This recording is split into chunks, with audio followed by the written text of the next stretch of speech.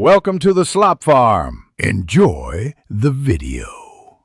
In this video, I will explain how to drift a BMW M4. First, ensure you are in a safe, controlled environment, like a dedicated track or a large, empty lot. It's crucial to understand your M4's powerful rear-wheel drive system. Before attempting any drifts, completely disable all electronic aids, including traction control and stability control, to allow the car to slide freely. This preparation is key for a successful and safe experience. To initiate a drift, approach a corner at a moderate speed, perhaps 30 to 40 miles per hour. As you enter the turn, briefly lift off the throttle to shift weight forward, then immediately apply full power. This sudden surge of torque will break the rear tire's traction. As the rear end steps out, quickly counter-steer in the direction of the slide to catch it.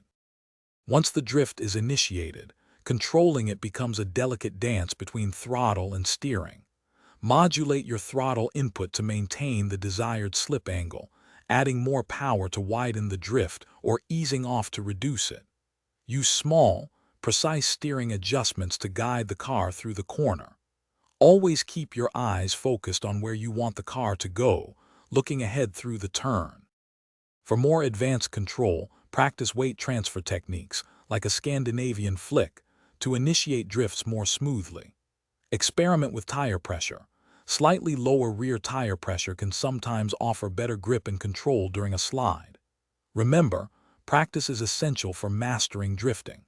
And hey, life's too short for a stinky car, so check out the link in the description for little trees, black ice, and other great deals to keep your ride fresh. Thanks for watching. Consider subscribing if we helped you today.